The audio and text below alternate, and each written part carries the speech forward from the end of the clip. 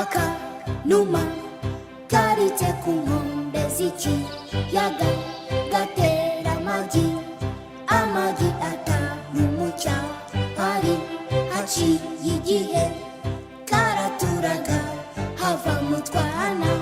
kakazinduka kajya kudushakira ibyo kurya